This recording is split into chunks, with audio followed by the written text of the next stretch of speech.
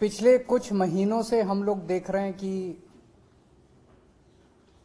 दिल्ली की चुनी हुई सरकार के मामलों में एलजी साहब का हस्तक्षेप दिन ब दिन बहुत ज़्यादा बढ़ता जा रहा है और ऐसा प्रतीत होता है इस हस्तक्षेप से कि दिल्ली की चुनी हुई सरकार के कामों में बाधा पहुंचाई जा रही है, जिसकी वजह से दिल्ली के लोगों के जो ज़रूरतें हैं, जो सपने हैं, वो पूरे नहीं हो पा रहे हैं।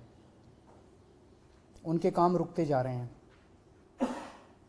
उन्हीं मुद्दों पे चर्चा करने के लिए आज मैं एलजी साहब से मिला था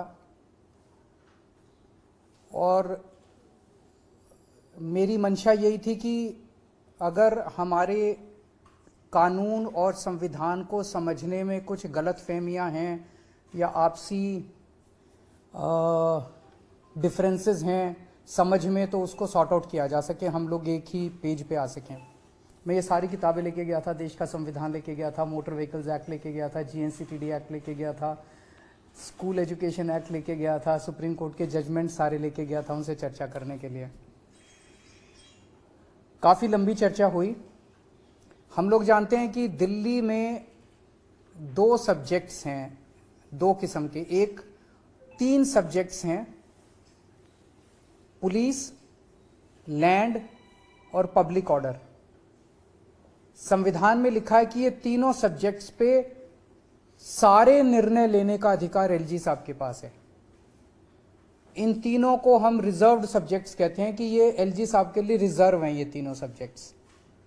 इसके अलावा बाकी सारे सब्जेक्ट्स, शिक्षा है, स्वास्थ्य है, बिजली है, पानी है, सड़क है, बाकी सारे सब्जेक्ट्स दिल्ली सरकार, दिल्ली की चुनी हुई सरकार के दायरे में आते हैं। इनको ट्रांसफर्ड सब्जेक्ट्स कहा जाता है कि ये ट्रांसफर कर दिए गए हैं चुनी हुई सरकार को। तो मोटे मोटे तौर पे रिजर्व्ड सब्जेक्ट्स 3 हैं जो कि एलजी साहब के पास हैं और ट्रांसफर्ड सब्जेक्ट्स जो हैं वो दिल्ली की चुनी हुई सरकार के पास हैं। 4 जुलाई 2018 को सुप्रीम कोर्ट की कॉन्स्टिट्यूशन बेंच ने, संविधान पीठ ने एक जजमेंट पास किया था दिल्ली की सरकार को लेके, जिसको मैं आज आपके सामने कोट कर रहा हूं। ये जजमेंट है। इस जजमेंट में साफ साफ लिखा है 2 जगह। एक लिखा है the lieutenant governor has not been entrusted with any independent decision making power. तो ट्रांसफर्ड सब्जेक्ट्स में the lieutenant governor has not been entrusted with any, lieutenant governor को इंडिपेंडेंटली कोई भी निर्णय लेने का अधिकार नहीं है। ये संविधान पीठ में लिखा हुआ है। ये दूसरा एक और पेज, ये 231 पेज पे मैंने दिखाया। एक और पेज आता हूं, यहां पे लिखा हुआ है there is no independent authority vested in lieutenant governor to take decisions. इससे ज्यादा बेचारा सुप्रीम कोर्ट भी क्या करेगा। सुप्रीम कोर्ट ने लिखा है there is no independent authority vested in lieutenant governor to take decisions other than matters where he has to act as judicial authority. मतलब कहीं जैसे किसी की 2 पार्टियों की सुनवाई करनी हो, कई बार जैसे राशन की दुकान के कैंसिल करने का होता है, दोनों पार्टियों के, ऐसे कुछ एक मुद्दे लेके जहां पे एलजी साहब एक न्यायाधीश की तरह एक्ट करते हैं और किसी भी पावर, उनके पास इंडिपेंडेंट डिसीजन मेकिंग की पावर नहीं है। ये दोनों में लिखा हुआ है साफ साफ। इससे क्या सा, ये मैंने आपको डिस्ट्रीब्यूट कर दिया, आप लोगों के पास है। इसको जरा सा अच्छे से चला दीजिएगा टीवी पे भी, और उसको कल अखबारों में भी हेडलाइन छाप दीजिएगा that LG has no independent decision making power. ये सुप्रीम कोर्ट बोल रहा है। इसका क्या मतलब हुआ? इसका मतलब हुआ एलजी साहब ने जो जैस्मीन का दफ्तर सील करने के ऑर्डर दिए वो इलीगल थे, अनकॉन्स्टिट्यूशनल थे। इसका मतलब जो एलजी साहब ने एल्डरमैन 10 बनाए वो इलीगल था, अनकॉन्स्टिट्यूशनल था। इसका मतलब जो एलजी साहब ने प्रिजाइडिंग ऑफिसर के ऑर्डर पास किए वो इलीगल थे, अनकॉन्स्टिट्यूशनल थे। इसका मतलब जो 164 करोड़ रुपए की रिकवरी के ऑर्डर एलजी साहब ने पास किए वो इलीगल थे, अनकॉन्स्टिट्यूशनल थे। इसका मतलब जो दिल्ली के टीचर्स को फिनलैंड जाने से रोका जा रहा है उसके ऑर्डर्स जो है वो इलीगल है, अनकॉन्स्टिट्यूशनल है। इसका मतलब दिल्ली के अंदर जो योगा क्लासेस बंद की गई वो इलीगल था और अनकॉन्स्टिट्यूशनल था। मैंने ये ऑर्डर अभी एलजी साहब को दिखाए। मैंने कहा सर ये देखो 2 पेज, ये 2 लाइन पढ़ लो आप। अब मेरे को बताओ, जब सुप्रीम कोर्ट साफ साफ कह रहा है कि आपको कोई आदेश इंडिपेंडेंटली पास करने की वो नहीं है, आजादी नहीं है, तो आप कैसे पास कर रहे हो? तो एलजी साहब कहते हैं ये सुप्रीम कोर्ट की राय हो सकती है। तो मैंने कहा क्या मतलब? कहते हैं संविधान में लिखा है कि मैं एडमिनिस्ट्रेटर हूं। एडमिनिस्ट्रेटर कुछ भी कर सकता है, किसी भी विषय पे कर सकता है। मैंने कहा सर इसका क्या मतलब हुआ? कहते हैं कि अगर सर मुझे लगेगा कि सरकार कुछ गलत काम कहीं कर रही है तो मैं किसी को भी कोई भी आदेश दे सकता हूं। मैंने कहा सर ये रिजर्व सब्जेक्ट, ट्रांसफर सब्जेक्ट कहता है, इसका कोई मतलब नहीं है। मैं एडमिनिस्ट्रेटर हूं। एडमिनिस्ट्रेटर किसी भी सब्जेक्ट के ऊपर किसी भी अफसर को कोई भी आदेश दे सकता है, ये मुझे पावर है। तो मैंने कहा सर कल को मान लीजिए प्रेसिडेंट ऑफ इंडिया कहती है कि मैं मोदी जी के काम से खुश नहीं हूं और वो गलत काम कर रहे हैं, तो वो आदेश दे सकती है? कहते नहीं, वो अलग है। दिल्ली के केस में मैं एडमिनिस्ट्रेटर हूं और मैं सुप्रीम हूं और मेरे को सारी पावर्स हैं और ये सुप्रीम कोर्ट की राय हो सकती है, इसको मैं नहीं मानता। मुझे काफी शॉकिंग लगा जब उन्होंने ये कहा। फिर मैंने उनसे पूछा, मैंने कहा सर आप चीफ सेक्रेटरी से सीधे फाइलें अपने पास मंगाते हैं और चीफ सेक्रेटरी को सीधे फाइलें आप नीचे भेजते हैं। सरकार जो है वो ट्रांजैक्शन ऑफ बिजनेस रूल से चलती है, ये ट्रांजैक्शन ऑफ बिजनेस रूल्स हैं। मैंने उनके सामने रखे। मैंने कहा सर इसमें कहाँ लिखा है कि आप सीधे चीफ सेक्रेटरी को फाइल भेज सकते हो या उससे मंगा सकते हो? उन्होंने फिर कहा कि ये रूल्स मेरे ऊपर लागू नहीं होते।